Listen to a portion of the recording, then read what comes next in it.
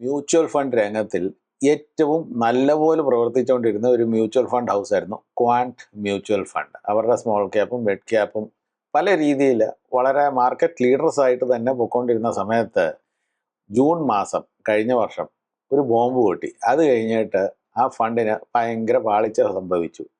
പിന്നെ ഫണ്ട് ശരിയായിട്ടൊന്നും പൊങ്ങാൻ പോലും പറ്റിയില്ല.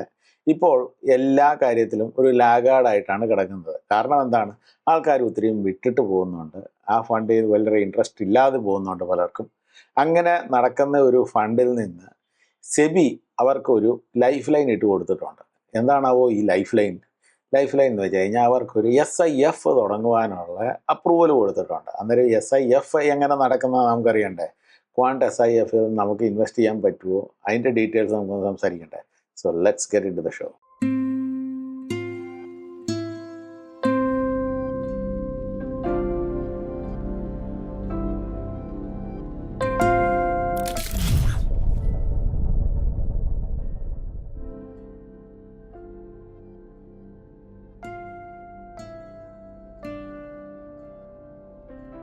SIF-നെ പറ്റി നമ്മൾ വിശകലനം ചെയ്യുന്നതിന് മുമ്പേ ഈ ക്വാണ്ട് മ്യൂച്വൽ ഫണ്ടിന് എന്ത് പറ്റിയെന്ന് നമുക്കൊന്ന് അറിയണ്ടേ?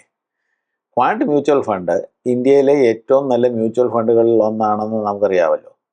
അതിന് കഴിഞ്ഞ ജൂൺ മാസം അല്ലെങ്കിൽ 2024 ജൂൺ മാസം സെബിയുടെ ഒരു സെർച്ച് ആൻഡ് സീഷർ ഓപ്പറേഷൻസ് നടന്നു. അത് അവരുടെ ഡൽഹി, മുംബൈ, ഹൈദരാബാദ് ഓഫീസസിൽ നടന്നു. കാരണം എന്താണെന്ന് അന്വേഷിച്ച് കഴിഞ്ഞപ്പോഴത്തേക്ക് അവിടുത്തെ ചില എംപ്ലോയീസ് ഒരു ഫ്രണ്ട് റണ്ണിങ് പരിപാടി നടത്തുന്നുണ്ടായിരുന്നു. ഫ്രണ്ട് റണ്ണിങ് എന്താണെന്ന് അറിയാവോ?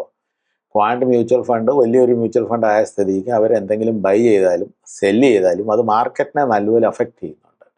നമ്മളിപ്പോൾ ബൾക്കായിട്ട് ഒരു സാധനം കുറേ സെറ്റ് ഓഫ് സ്റ്റോക്സ് വാങ്ങിക്കഴിഞ്ഞാൽ ഇമ്മീഡിയറ്റ്ലി ദാറ്റ് സ്റ്റോക്സ് അത് മുകളിലോട്ട് പോകും. ബിക്കോസ് ഡിമാൻഡ് കൂടുന്നെന്നാണ് ആൾക്കാരുടെ ചിന്ത.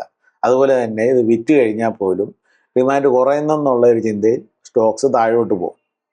അപ്പോൾ ഈ എംപ്ലോയീസിന് അറിയാവുന്ന സ്ഥിതിക്ക് അവരെന്ത് ചെയ്തെന്നറിയാവോ? പല ഈ ഹൈ നെറ്റ്വർത്ത് ഇൻഡിവിജ്വൽസ് ഉണ്ട്, അവർക്ക് പ്രിയപ്പെട്ട വലിയ ആൾക്കാരൊക്കെ ഉണ്ട്. അവരോട് പറയും, ദേ ഇവിടെ ബൈ ചെയ്യാൻ പോകുന്നു, ഇവിടെ സെല്ല് ചെയ്യാൻ പോകുന്നു. ഈ ഇൻഫർമേഷൻ കൊടുക്കത്തേ ഉള്ളൂ, അല്ലാതെ ഒന്നും ചെയ്യേണ്ട കാര്യമില്ല. അത് ചെയ്യുമ്പോൾ എന്ത് പറ്റുമെന്നറിയാവോ? ഇമ്മീഡിയറ്റ്ലി ഇപ്പം നമ്മളൊരു സിറ്റുവേഷൻ എടുക്കുക. ഇപ്പോൾ അവർ വാങ്ങാൻ പോവുകയാണ് എന്തെങ്കിലും ഒരു സ്റ്റോക്ക്. ഇമ്മീഡിയറ്റ്ലി വേറെ ഒരാൾക്ക് അറിഞ്ഞു കഴിഞ്ഞാൽ അവരെന്ത് ചെയ്യുന്നറിയാവോ?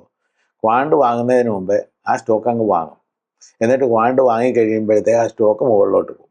എന്നിട്ട് നല്ലപോലെ മുകളിലോട്ട് പോയി കഴിഞ്ഞാൽ ഈ വാങ്ങിയവൻ ഈ താഴെ നിന്നല്ല വാങ്ങിയത്, അവൻ ഇവിടെ നിന്ന് വിട്ടിട്ട് പോകും. അങ്ങനെ കുറേ മാനിപ്പുലേഷനൊക്കെ നടന്നെന്ന് സെബിക്ക് മനസ്സിലായി. അങ്ങനെ സെബി ഈ കാര്യങ്ങളൊക്കെ വെളിയിൽ വരുത്തിയപ്പോൾ ക്വാണ്ടിൽ നിന്ന് പല റീറ്റെയിൽ ഇൻവെസ്റ്റേഴ്സും സ്ഥലം വിട്ടു. അവർക്കൊരു തോന്നൽ വന്നു, ഈ ക്വാണ്ട് നമ്മുടെ ഇൻട്രസ്റ്റ് അല്ല നോക്കുന്നത്, വേറെ പലരുടെ ഇൻട്രസ്റ്റും കൂടെ നോക്കുന്നുണ്ടെന്നുള്ളൊരു ചിന്ത വന്നു കഴിഞ്ഞപ്പോഴത്തേക്ക് പിന്നെ നാച്ചുറലി ആൾക്കാർ വിട്ടിട്ട് പോകും. അതുകൊണ്ട് അവരുടെ AUM ഒക്കെ 3, 4, 5, 10% ഒക്കെ പല ഫണ്ട്സിനകത്തു നിന്ന് കുറഞ്ഞു പോയി. ആൾക്കാർ വിട്ടിട്ട് പോയി. ആൾക്കാർ വിട്ടിട്ട് പോയി കഴിഞ്ഞാൽ പ്രശ്നം എന്താണെന്നറിയാവോ? ഈ ക്വാണ്ട് മ്യൂച്വൽ ഫണ്ടിൻ്റെ ഈ സർപ്ലസ് ഫണ്ടില്ല. ആവശ്യം വരുമ്പം കറക്റ്റായിട്ട് ലോ റേറ്റിൽ കിടക്കുന്ന സ്റ്റോക്സ് വാങ്ങണമെങ്കിൽ തന്നെ ഫണ്ട് വേണ്ടേ? അന്നേരം ഈ ഫണ്ടെല്ലാം ആൾക്കാരെടുത്ത് മാറ്റിക്കൊണ്ട് പോയി കഴിയുമ്പോഴത്തേക്ക് പിന്നെ അവർക്ക് മാനിപ്പുലേറ്റ് എന്ന് പറയുന്നില്ല, മാനേജ് ചെയ്യുവാനായിട്ട് അവരുടെ ഈ ഫണ്ടില്ലാതെ വന്നു. അങ്ങനെ ആ സ്റ്റോക്സ് അല്ലെങ്കിൽ ആ മ്യൂച്വൽ ഫണ്ട്സ് കീഴ്ഗതിയിലോട്ട് ഇങ്ങനെ വന്നുകൊണ്ടിരുന്നു.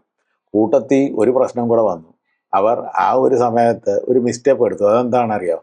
അഡാനിയുടെ ചില സ്റ്റോക്സിനകത്ത് അവർ ഇൻവെസ്റ്റ് ചെയ്ത് കഴിഞ്ഞപ്പോഴത്തേക്ക് പിന്നെ ഹിൻഡൻബർഗിൻ്റെ പ്രശ്നമൊക്കെ വന്നു കഴിഞ്ഞപ്പോഴത്തേക്ക് അതിൻ്റെ ഒരു അടിയും കൂടെ കിട്ടി താഴോട്ട് അങ്ങ് പോയിക്കൊണ്ടിരുന്നു. പിന്നെ ഇതുവരെ ശരിക്കും ഒന്ന് പൊങ്ങിയിട്ടില്ല. ഒരു പ്രാവശ്യം ഒരു ചീത്തപ്പേര് കിട്ടിക്കഴിഞ്ഞാൽ പിന്നെ ഒന്ന് പൊങ്ങി വരണമെങ്കിൽ ഇച്ചിരി വിഷമമാണ്. ബിക്കോസ് സ്റ്റോക്ക് മാർക്കറ്റിലെ പല കാര്യങ്ങളും സെൻറ്റിമെൻറ്റ്സ് ബേസ്ഡ് ആയതുകൊണ്ട് ആ ട്രസ്റ്റ് വർത്തിനെസ് ലോസ്റ്റ് ആയി കഴിഞ്ഞാൽ അതൊന്ന് റീഗെയിൻ ചെയ്യണമെങ്കിൽ ഭയങ്കര പാടാണ്. അതാണ് ക്വാണ്ടിന് ബേസിക്കലി പറ്റിപ്പോയത്. ഈ SIF എന്താണെന്ന് നമുക്കൊന്ന് അറിയണ്ടേ? SIF അറിഞ്ഞു കഴിഞ്ഞിട്ട് ക്വാണ്ടിൻ്റെ SIF-നകത്ത് എന്തൊക്കെ ഇരിക്കുന്നുണ്ട്, അവിടെ നമുക്ക് ഇൻവെസ്റ്റ് ചെയ്ത് കഴിഞ്ഞാൽ എന്ത് ലഭിക്കും എന്നുള്ള ഡീറ്റെയിൽസൊക്കെ നമുക്കൊന്നറിയണ്ടേ? അന്നേരം തുടക്കത്തിൽ SIF എന്താണെന്ന് നമുക്കൊന്നറിയണ്ടേ? PMS എന്ന് കേട്ടിട്ടുണ്ടോ? AIF എന്ന് കേട്ടിട്ടുണ്ടോ? ഇത് PMS എന്ന് പറയുന്നത് ഒരു 50 ലക്ഷത്തിൽ കൂടുതൽ നമുക്ക് ഇൻവെസ്റ്റ് ചെയ്യാനുണ്ടെങ്കിൽ അത് ഈ PMS കൊടുത്തു കഴിഞ്ഞാൽ അവർ പോർട്ട്ഫോളിയോ മാനേജ്മെൻറ്റാണ് നടത്തുന്നത്. അവർ നമുക്ക് വേണ്ടി ഇൻവെസ്റ്റ് ചെയ്ത് സകല പരിപാടിയും ചെയ്തുകൊണ്ടിരിക്കും. അതുപോലെ തന്നെയാണ് AIF. അതിന് 1 കോടി രൂപയാണ് കൊടുക്കേണ്ടത്. പക്ഷേ അതൊരു ഹയർ റേഞ്ചിലായി കഴിഞ്ഞപ്പോഴത്തേക്ക് ഈ മ്യൂച്വൽ ഫണ്ട് ഇൻവെസ്റ്റ് ചെയ്യുന്നവരെ എന്ത് ലെവലിലാണ് ഇൻവെസ്റ്റ് ചെയ്യുന്നത്? അവർ ചിലപ്പം 1 ലക്ഷം 10 ലക്ഷം ഒക്കെ ഇൻവെസ്റ്റ് ചെയ്യാമെങ്കിൽ പോലും ജനറലി ഒരു 5,000 10,000 1000 പെർ മന്ത് SIP ഒക്കെ ഇട്ടിട്ട് കറക്കിക്കൊണ്ടിരിക്കുന്ന ആൾക്കാരാണ് ഒരു നല്ലൊരു മജോറിറ്റി. പക്ഷേ ഇച്ചിരൂടും ഒരു ബലമുള്ള പാർട്ടി ഈ 50 lakhsനും ഈ 10,000നും ഇടയിൽ കിടക്കുന്ന ഒരാളുണ്ടല്ലോ, അവരാണ് കൂടുതലും ഇന്ത്യയിൽ ഉണ്ടെന്നാണ് പറയുന്നത്, നമുക്ക് കണ്ടറിയാം. അതിന് ഈ SIF എന്ന് പറഞ്ഞ സാധനം കൊണ്ടുവന്നിരിക്കുന്നത് 10 ലക്ഷമാണ് മിനിമം ഇൻവെസ്റ്റ്മെൻറ്റ്. അപ്പോൾ ആർക്കെങ്കിലും 10 ലക്ഷം ഒറ്റയടിക്ക് ഇൻവെസ്റ്റ് ചെയ്ത് കഴിഞ്ഞിട്ട് ഇവരെ കൊണ്ട് മാനേജ് ചെയ്യിപ്പിക്കാൻ ആഗ്രഹമുണ്ടെങ്കിൽ ഇവിടെ കൊണ്ട് ഇൻവെസ്റ്റ് ചെയ്യാം. സ്പെഷ്യലൈസ്ഡ് ഇൻവെസ്റ്റ്മെൻറ്റ് ഫണ്ട് എന്നാണ് SIFൻ്റെ ഫുൾ ഫോം. ഈ പർട്ടിക്കുലർ ക്വാണ്ടിൻ്റെ SIF ഫണ്ടിൻ്റെ ഫുൾ നെയിം എന്താണെന്ന് പറയാം? Quant SIF equity long short fund. അങ്ങനെ ഇച്ചിരി കോംപ്ലിക്കേറ്റഡ് നെയിമാണ്. പക്ഷെ ഒരേ SIF ഉള്ളൂ ഇപ്പം. അന്നേരം പിന്നെ നമുക്കിപ്പം അതിന് വലിയ പ്രശ്നം വരേണ്ട കാര്യമില്ല. മിനിമം 10 lakhs ആണ് ഇൻവെസ്റ്റ് ചെയ്യുന്നത്. അന്നേരം ഈ ഫണ്ട് മാനേജറിന് ചില ഫ്ലെക്സിബിലിറ്റി ഒക്കെ ഉണ്ട്. അതുകൊണ്ടാണ് ഈ SIF ആൾക്കാർക്ക് ഇച്ചിരൂടും പ്രീതിയായിട്ട് തോന്നുന്നത്. മ്യൂച്വൽ ഫണ്ടിനകത്ത് നമ്മൾ എന്താണ് ചെയ്യുന്നത്? മ്യൂച്വൽ ഫണ്ട് ഒട്ടുമുക്കാൽ മ്യൂച്വൽ ഫണ്ടും അവർ ലോങ് ആയിട്ട് ബൈ ചെയ്യും. ലോങ് ആയിട്ട് ബൈ ചെയ്യുന്നതെന്ന് വെച്ച് കഴിഞ്ഞാൽ ഇന്ന് ബൈ ചെയ്ത് കഴിഞ്ഞാൽ ഇനി അതൊരു 2 3 4 വർഷത്തേക്ക് അത് ആ പോർട്ട്ഫോളിയോയ്ക്കകത്ത് അവർക്ക് ഇരിക്കും. ബിക്കോസ് അവർക്കൊരു ലോങ് ടേം വ്യൂ ആണ്. ഈ മ്യൂച്വൽ ഫണ്ട് മാനേജറിന് ഇല്ലാത്ത ഒരു ഫ്ലെക്സിബിലിറ്റി നമ്മുടെ SIFൻ്റെ ഫണ്ട് മാനേജറിൻ്റെ കയ്യിലുണ്ട്. മ്യൂച്വൽ ഫണ്ട് മാനേജർ എന്താണ് ചെയ്യുന്നത്? സ്റ്റോക്സ് തുടക്കത്തിലൊന്ന് വാങ്ങും, എന്നിട്ട് അത് മുകളിൽ പോയി കഴിയുമ്പോൾ വിൽക്കും. ലോങ് എന്നാണ് ഇത് ടെക്നിക്കലി പറയുന്നത്. പക്ഷേ ഈ SIFൻ്റെ ഫണ്ട് മാനേജറിന് ഷോർട്ട് അടിക്കാനും ഒരു കപ്പാസിറ്റി ഉണ്ട്. ഇത് നമ്മൾ ബുൾ മാർക്കറ്റിൽ താഴേന്ന് വാങ്ങിച്ചിട്ട് മുകളിലോട്ട് പോകും. പക്ഷേ ബെയർ മാർക്കറ്റ് എന്ത് ചെയ്യും? ബെയർ മാർക്കറ്റ് താഴോട്ട് വരുമില്ല, മുകളിൽ നിന്ന്. അന്നേരം ഈ മുകളിൽ കിടക്കുമ്പോൾ നമ്മൾ വിറ്റ് കഴിഞ്ഞിട്ട് താഴെ വരുമ്പോഴത്തേക്ക് നമ്മൾ വാങ്ങിക്കഴിഞ്ഞാൽ ഈ ഡിഫറൻസിൻ്റെ ലാഭം കൂടെ നമുക്ക് കിട്ടും. അങ്ങനെ mutual fund managers usually short അടിക്കത്തില്ല. അങ്ങനെ നിയമമില്ല. അവർക്ക് ചെയ്തു കഴിഞ്ഞാൽ പിന്നെ അത് വേറെ പ്രശ്നമൊക്കെ ആണെന്നാണ് എൻ്റെ അറിവ്. പക്ഷേ ഈ SIFലെ ഫണ്ട് മാനേജറിന് അതിലും കൂടുതൽ ഇച്ചിരി കുറേ ഫ്ലെക്സിബിലിറ്റി ഒക്കെ ഉണ്ട്. അദ്ദേഹം ഈ ബെയർ മാർക്കറ്റിനകത്ത് നമുക്ക് കുറേ കാശുണ്ടാക്കി തരും. സാധാരണ യൂഷ്വലി മ്യൂച്വൽ ഫണ്ട്സിൻ്റെ ആ പോക്ക് എപ്പോഴും ബുൾ മാർക്കറ്റ് നമുക്ക് ഇപ്പം മ്യൂച്വൽ ഫണ്ട് അല്ലെങ്കിൽ ഇൻഡെക്സ് ഒരു 10% മുകളിലോട്ട് പോയി കഴിഞ്ഞാൽ നമ്മുടെ മ്യൂച്വൽ ഫണ്ട് ഒരു 15 തരും. അങ്ങനെയാണ് അവരിട്ട് കളിക്കുന്നത്. പക്ഷേ ഇതിനകത്ത് ഈ താഴോട്ട് വന്നു കഴിഞ്ഞാൽ പോലും നമുക്ക് നഷ്ടമില്ലാതെ നമുക്ക് അതിനകത്ത് 4 ചിക്കിലി ഉണ്ടാക്കി തരാനുള്ള പരിപാടി ഇവർക്കറിയാം. അന്നേരം ഇതിനകത്ത് 3 സ്ട്രാറ്റജീസാണ് ഇവർ യൂസ് ചെയ്യുന്നത്. ഞാൻ പറഞ്ഞല്ലോ, ലോങ്ങും ചെയ്യും ഷോർട്ടും ചെയ്യും. പക്ഷേ അതിനകത്ത് തന്നെ 3 സ്ട്രാറ്റജീസാണ്. ആദ്യത്തെ സ്ട്രാറ്റജി എന്ന് വെച്ച് കഴിഞ്ഞാൽ long position strategy. Long position strategy നമ്മുടെ മ്യൂച്വൽ ഫണ്ടുകാർ ചെയ്യുന്നത് പോലെ തന്നെ കൂടുതലും അല്ലെങ്കിൽ മാക്സിമം ഈ ലോങ്ങിനുള്ളത്, ഇനി മുകളിലോട്ട് പോകാനുള്ള സ്റ്റോക്സ് വാങ്ങിച്ച് വെച്ചിട്ട് പിന്നെ മുകളിൽ പോയി കഴിഞ്ഞിട്ട് വിൽക്കുകയാണ്. പിന്നെ ഒരെണ്ണം market neutral strategy. Market neutral strategy എന്ന് വെച്ച് കഴിഞ്ഞാൽ hour equal allocation for long and equal allocation for short, രണ്ടിനും കൂടെ അവർ അലോക്കേറ്റ് ചെയ്യും. എന്നിട്ട് ആ മാർക്കറ്റിൻ്റെ മൂവ്മെൻറ്റ് അനുസരിച്ച് ഇവരിങ്ങനെയിട്ട് സർക്കസ് കളിച്ചിട്ട് നമുക്ക് കാശുണ്ടാക്കി തരുമെന്നാണ് പറയുന്നത്. മൂന്നാമത്തെ ഒരു സ്ട്രാറ്റജി എന്ന് വെച്ച് കഴിഞ്ഞാൽ സെക്ടറൽ റൊട്ടേഷണൽ സ്ട്രാറ്റജി.